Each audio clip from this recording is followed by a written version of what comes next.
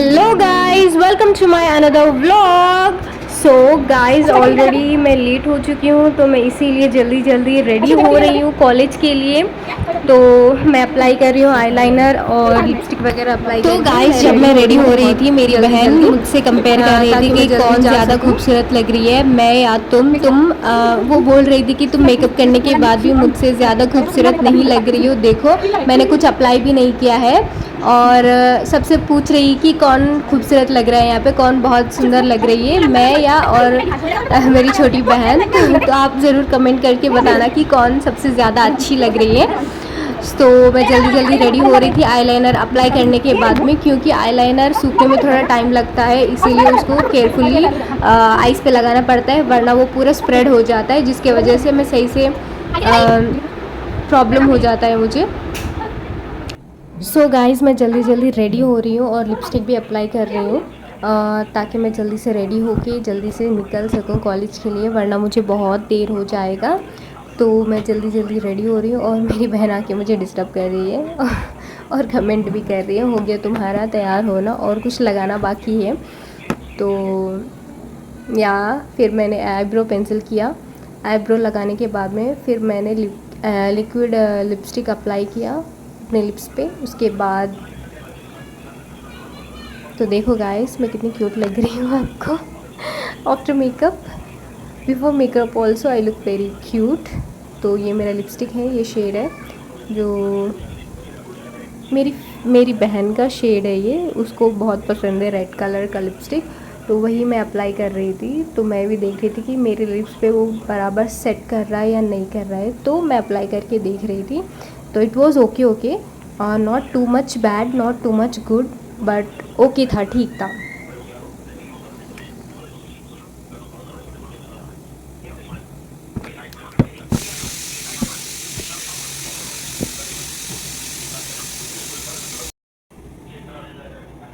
इनको एक गलत लेना नहीं को कौन लेकिन दूसरा नहीं। आशु आशु आशु दूसरा दुपट्टा दुपट्टा रही मेरा वाला कहाँ है? मेरा वो ब्राउन वाला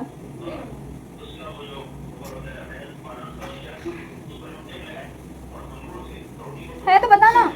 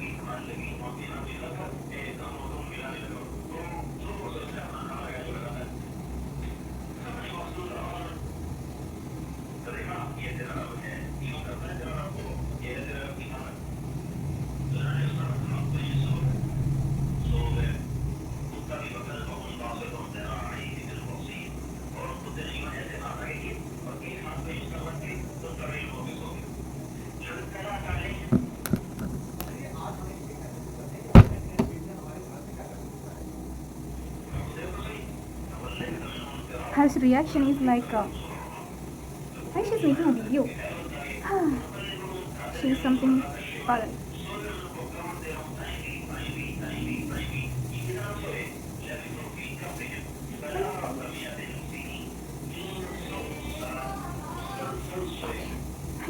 I am ready.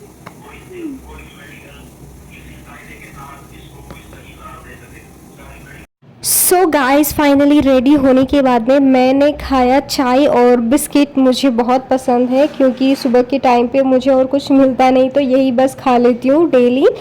Mom's Magic वाला बिस्किट और चाय मेरा स्पेशल चाय, तो मैं बिस्किट और चाय के साथ खा लेती हूँ। और एक बिस्किट खा लेती हूँ तो पूरा पेट भर जाता है, तो दोपहर तक काम चल जाता है। तो मैं डेली यही बिस्किट वगैरह खा के कॉलेज के लिए निकल जाती हूँ। तो मैं बिस्किट खा रही हूँ, मेरा भाई भी आके मुझसे खा रहा है मेरे चाय में ही।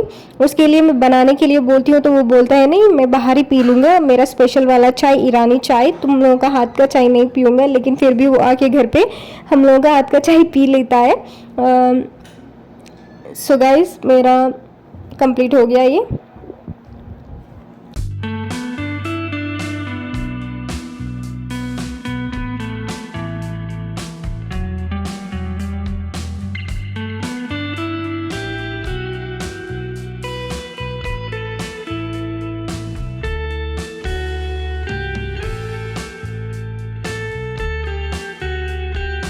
सो गाइस फाइनली मैं कॉलेज के लिए रेडी हो गई हूँ और मैं अपना बैग ले ली हूँ और मैं निकल रही हूँ कॉलेज के लिए। तो मैं अपने भाई को रिक्वेस्ट कर रही थी कि वो मुझे ड्रॉप कर दे बस स्टैंड तक, लेकिन वो बोला नहीं कुछ भी। वो बोला मैं तुमको ड्रॉप नहीं करूँगा, लेकिन मैं फिर भी मैं रिक्वेस्ट की कि वो मुझे ड्रॉप कर दे। उसके बाद हम लोग दोनों बहस कर रहे थे, मैं और मेरी छोटी सिस्टर।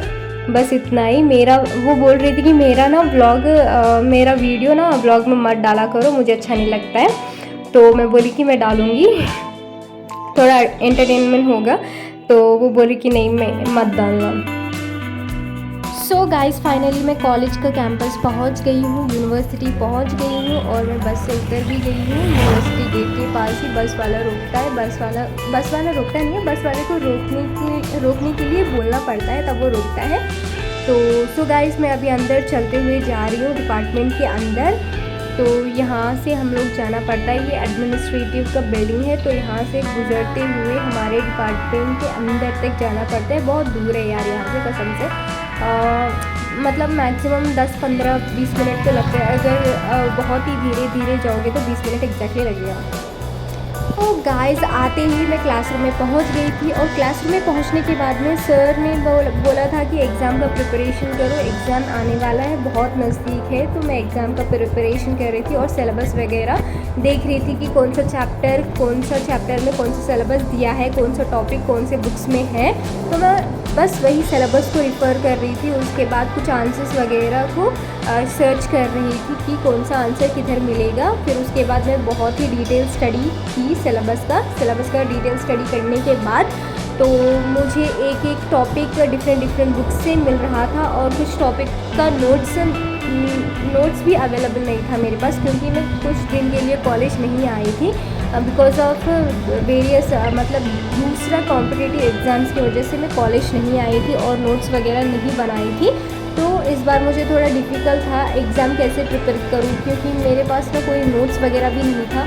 तो मैं सिलेबस को रीचेक कर रही थी बार बार कि कौन सा टॉपिक कहाँ है और कितना आंसर्स मतलब मुझे रिप्रेजेंट करना चाहिए एग्जामिनेशन पेपर में। तो मैं वही सब वगैरह बुक्स में देख रही थी कि कौन सा आंसर किधर है और कौन सा टॉपिक कौन से सब्जेक्ट से रिलेटेड है। तो और मेरे फ्रेंड्स से भी डिस्कस कर रही थी कि कौन से इंपॉर्टेंट क्वेश्चंस वगैरह है जो मैं नहीं आई थी, उसके नोट्स वगैरह मैं पूछ रही थी मेरे फ्रेंड्स को। तो मैं पढ़ाई कर रही थी कंटिन्यूसली, डिटेली मैं पढ़ रही थी कि एटलीस्ट मेरा हेल्प हो जाए 3-4 दिन पहले ही, क्योंकि exam on the day of exam prepare करना इतना सारा टॉपिक्स पॉसिबल नहीं है। तो सबको ही बहुत पहले से ही प्रिपेयर कर रहे थे, लेकिन मुझे सिर्फ 4 दिन टाइम मिला मुझे प्रिपेयर करने का। तो उसी 4 दिन में मुझे 4 पेपर को मतलब मैक्सिमम लेवल में कवर करना था। तो मैं ट्राई कर रही थी मैक्सिमम कवर करने के लिए। सो मैं ईच एंड एवरी पेपर का सिलेबस रीचेक कर रही थी, टॉपिक्स वगैरह बार बार देख रही थी, ताकि मेरे माइंड में ना वो जो भी क्वेश्चंस के रिलेटेड आंसर्स हैं ना जो माइंड में सेट हो जाए, ताकि एग्ज़ाम पॉइंट ऑफ व्यू में किस तरह से मैं रिप्रेजेंट कर सकूँ। तो मैं किस तरह से प्रिपेयर करती हूँ, जैसे कि कोई एक टॉपिक ले लिया, टॉपिक लेने के बाद में मैं आंसर पूरा एक बार देखती हूँ, देखने के बाद में उसको पढ़ती हूँ, पढ़ने के बाद में उसको पढ़ते हुए लिखती हूँ एक सेपरेट नोट्स में, सो दैट मैं जब पढ़ते हुए लिखती हूँ ना तो वो मेरे माइंड में ना रिकॉल हो जाता है, मतलब बैठ जाता है वो आंसर थोड़ा थोड़ा थोड़ा थोड़ा करके। तो इस तरह से मैं लिखते हुए पढ़ते हुए लिखती हूँ और प्रैक्टिस करती हूँ। तो मैं रट्टा नहीं मारती हूँ, अगर मैं रट्टा मारूँ ना कसम से मैं जल्दी ही भूल जाती हूँ, जिसकी वजह से मैं रट्टा बिल्कुल भी नहीं मारती, क्योंकि रट्टा मारने से ना सच में मैं पूरा आंसर ही भूल जाती हूँ। एक दिन याद होता है, सिर्फ 1 घंटे के लिए मुझे वो आंसर याद रहता है, या फिर शाम तक मुझे याद रहता, उसका दूसरा दिन मैं दोबारा उस आंसर को रीचेक करती हूँ तो यार मुझे रिकॉल ही नहीं होता, इतना मुश्किल लगता है। इसीलिए मैं सोची कि नहीं, मुझे रट्टा नहीं मारना है और मुझे बट्टीफाई नहीं करना है। अगर मैं बट्टीफाई करने लगूँ ना आंसर तो मुझे बहुत ज़्यादा टाइम लग जाता है, इतना ज़्यादा टाइम लगता है कि एक ही आंसर पढ़ लूँ, मतलब सुबह से लेके दोपहर तक मैं सिर्फ एक आंसर पढ़ सकती हूँ रट्टा मार के। तो मैंने दूसरा मतलब ट्रिक अपनाया कि हाँ, एक एक आंसर लिखते हुए पढ़ते हुए, लिखते हुए पढ़ते हुए कंटिन्यू करते रहो, मतलब पढ़ते हुए लिखते रहो, लाइन टू लाइन पढ़ते रहो, फिर लिखते रहो। तो उस तरह से ना जल्दी जल्दी भी हो जाता है और टॉपिक माइंड में फीड भी हो जाता है, तो रिकॉल करने में मुझे प्रॉब्लम नहीं होते। तो मैं क्या करती हूँ, मैं पूरा दिन जितना भी आंसर से जितना पॉसिबल हो सकता है मुझे 12 घंटे में, तो मैं उतना आंसर्स लिखते हुए प्रैक्टिस करती हूँ। बाकी का रिमेनिंग तो नेक्स्ट डे मेरा, अगर एग्ज़ाम नेक्स्ट डे है मेरा, तो एग्ज़ाम नेक्स्ट डे में 2 बजे से 5 बजे तक होता है। तो मुझे मॉर्निंग से लेके दोपहर 12 बजे तक का टाइम होता है, 12 बजे नहीं, दोपहर 2 बजे तक का टाइम होता है एग्जैक्टली। तो मैं 2 बजे तक एग्ज़ाम प्रिपेयर करती हूँ और मॉर्निंग से लेके इवनिंग तक पढ़ती हूँ, फिर मैं नेक्स्ट डे तक उसका तैयारी करती हूँ। मतलब एग्जैक्टली 2 बजे तक नॉन स्टॉप मैं पढ़ती ही रहती हूँ, जितना हो सकता है मुझसे उतना मैं पढ़ने की कोशिश करती हूँ, उतना रिकॉल करने की कोशिश करती हूँ।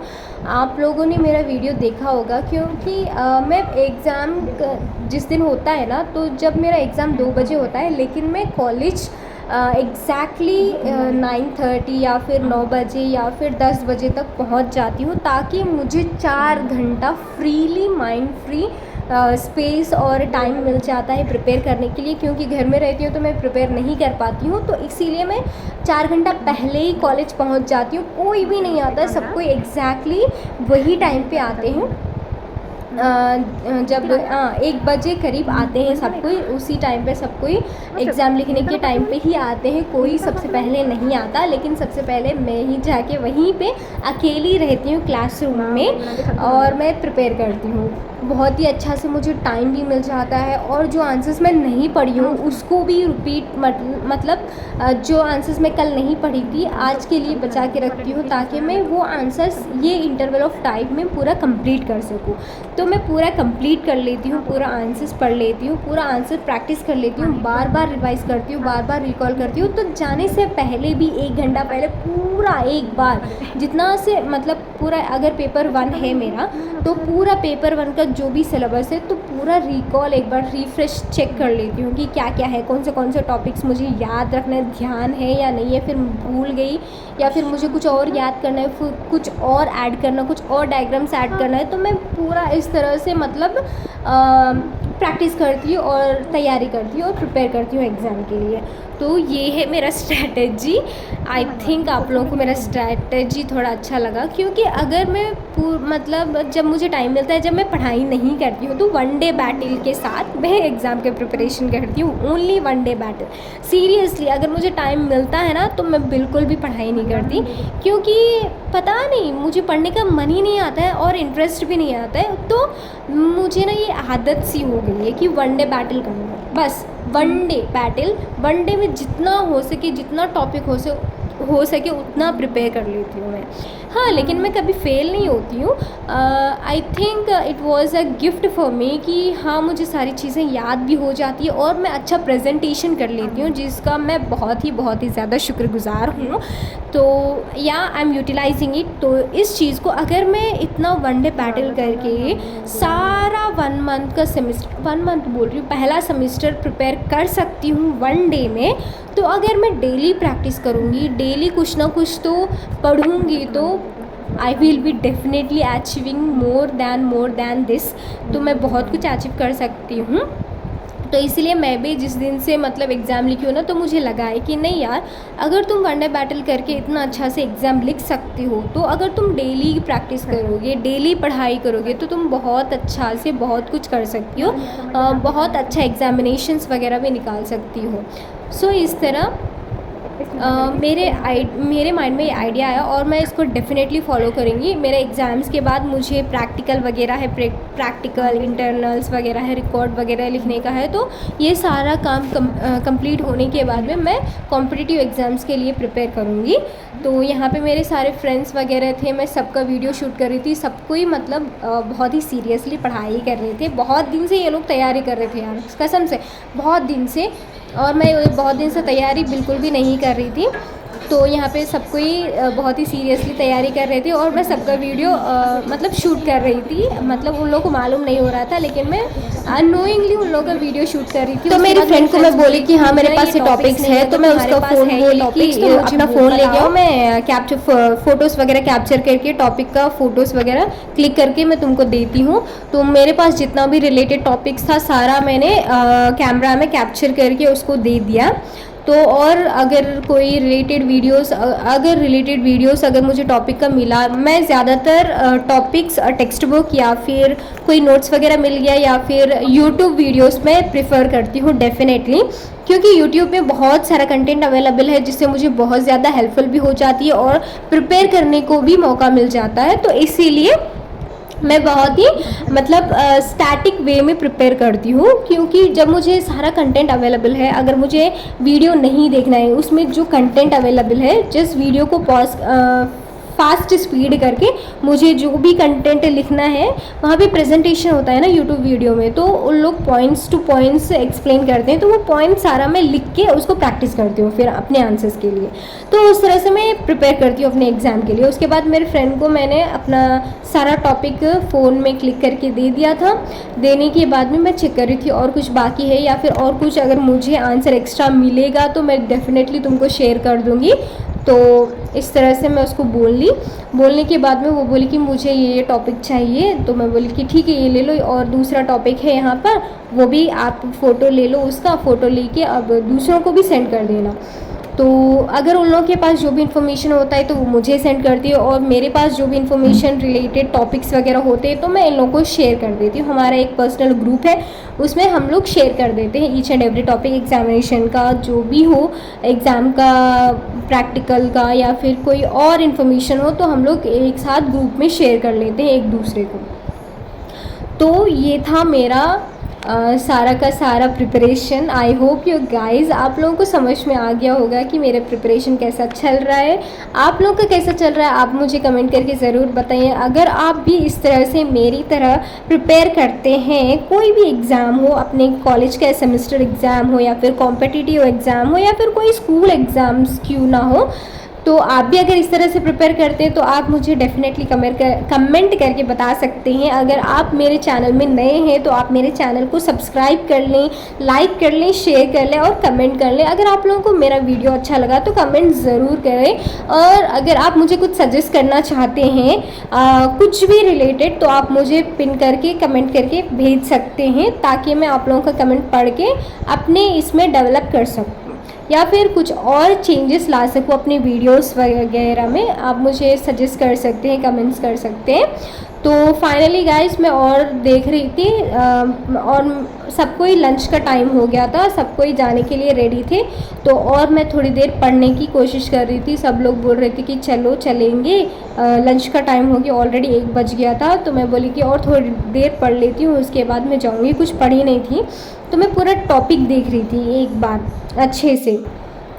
टॉपिक देखने के बाद में फिर मेरे फ्रेंड्स वगैरह सब कोई लंच करने के लिए चले गए और मैं भी अपना सब कुछ पैक करके कॉलेज से रवाना हो गई अपने घर के लिए। तो गाइस देखो अभी भी मैं पढ़ाई कर रही हूँ यहाँ पर। तो ये वीडियो बहुत ही ज़्यादा लंबा है क्योंकि लंबा होने वाला है क्योंकि मैं कंटिन्यूसली पढ़ाई कर रही हूँ और पढ़ाई करते करते करते करते बस मुझे ध्यान ही नहीं रहा क्योंकि वीडियो बहुत ही लंबा शूट हो गया था इसलिए। गाइस आप लोगों को पता है मुझे पढ़ते पढ़ते ना इतनी नींद आ गई थी, कसम से मुझे बहुत ज़्यादा नींद भी आ रही थी, लेकिन पढ़ने का भी था। घर जाने के बाद में वैसे भी मैं कुछ पढ़ नहीं पाऊँगी, तो मैं सोचा कि मैं यहीं पे कुछ ना कुछ तो पढ़ लेती हूँ, जितना भी कंटेंट हो सकता है मुझसे उतना कंटेंट मैं पढ़ लूँगी। तो मैं वही कोशिश कर रही थी, लेकिन नींद भी आ रही थी, कंट्रोल भी नहीं हो रहा था, लेकिन फिर भी मैं किसी तरह नींद को कंट्रोल करने के बाद में थोड़ी देर और पढ़ने के बाद में फिर मैंने अच्छा सा पूरा टॉपिक्स को समझ लिया कि हाँ ये टॉपिक यहाँ पर अवेलेबल है तो मुझे आसानी से मिल जाएगा। उसके बाद हम लोग सब कोई चले गए वापस। तो मेरे फ्रेंड्स वगैरह हॉस्टल चले गए और उन लोगों का लंच का टाइम भी हो रहा था और मुझे भी टाइम हो रहा था, इसलिए मैं वापस घर आ गई। That's it for today's vlog. Bye bye, thank you for watching.